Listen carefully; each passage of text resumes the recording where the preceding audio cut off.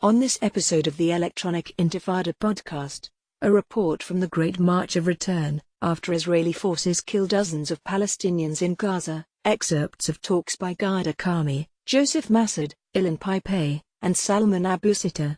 It was the bloodiest day in the past 2 months since Palestinians starting the rally to march for freedom. Gaza-based writer and professor Rafat Al-Ariya told the Electronic Intifada podcast on Monday, Israeli forces massacred almost 60 Palestinian protesters who were marching along the boundaries of the besieged Gaza Strip for what had been billed as the climax of the Great March of Return. Among almost 2,800 injured, half were shot with live ammunition.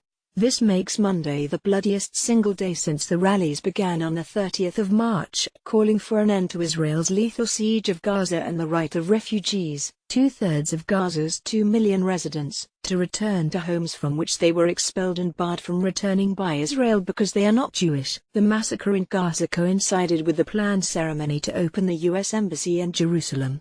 Now in Gaza, Palestinians marched towards their villages and towns Israel forcibly dismissed them from, only to be met with Israeli sniper bullets. 38 Palestinians massacred by Israel in the past few hours. Great Return March pic.twitter.com/LGUCLS6F. Great Return March, @This is Gaza. May 14, 2018. Al-Ariya said that Israeli forces started shooting at Palestinians with such brutality that every single minute, you would hear a shot here or there, and then someone would fall down. The scene was horrific, unprecedented, he said, as dozens of Palestinians were massacred throughout the Gaza Strip. Al-Ariya said that marchers were able to get close to the boundary with Israel, demanding their right of return to their lands and villages that are just on the other side of the fence. Places that Israel has barred them from returning to for 7 decades. There was determination, he said. People really were hoping that something could happen. At least Israel could stop shooting and killing them. At least they were hoping that this day would bring some comfort to the Palestinians in Gaza who were besieged. Gaza rapping, this modest attempt to use rap as a means of resistance surely links Palestinian struggle to the struggle of our black brethren. Black Lives Matter, Palestinian Lives Matter, Nakba70, Great Return March pic.twitter.com/GFICL19NMJ, Great Return March, @This is Gaza.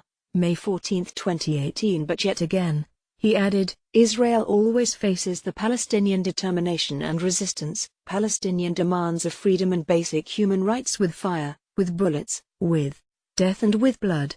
Examining a decolonized future Palestine is the patrimony of Palestinians, historian and geographer Salman Abu Sitta said to an audience at Boston University during the 2013 Right of Return conference. Injustice has a short life, and justice will always prevail in the end.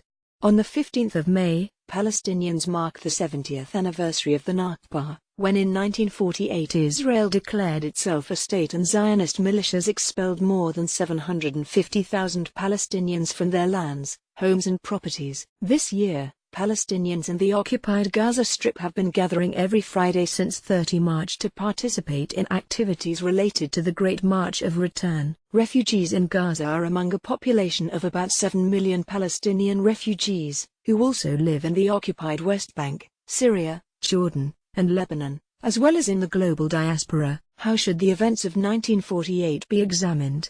What are the prospects for a decolonized future? And how are Palestinians continuing to plan for their return? In this special segment, we present excerpts of talks on the anatomy of the Nakba, historic and ongoing, by Dr., writer and academic Gada Kami, scholar Joseph Massad, and historians and researchers Ilan Paipay and Salman Abu Sitta. In reading from her recent book, Return, a Palestinian memoir, Kami dissected how Palestinian reality is presented, and obscured, by the media. This is a settler colonial project. It was from the beginning. And the people it has colonized, and whose lands it has stolen, are living in a corner of their homeland, she told an audience at the Palestine Center in Washington, D.C., in 2015. In a speech at New York University in 2016, historian and writer Ilan Paipay explained how the architects of Israel's settler colonialist project found the right moment to establish their state in 1948. Half of Palestine's villages were destroyed, half of Palestine's towns were demolished, half of Palestine's population were expelled and became refugees, he said.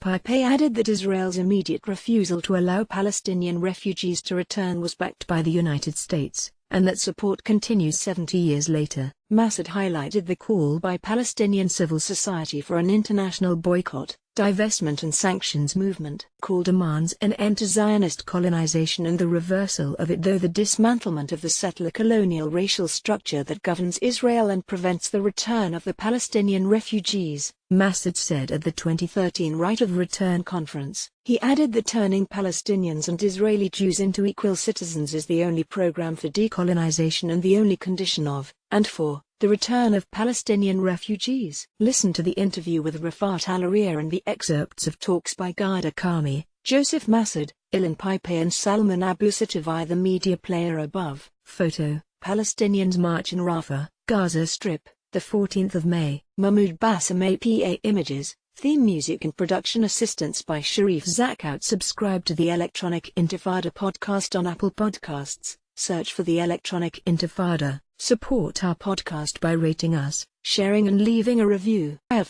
nakbar special.mp3 tags.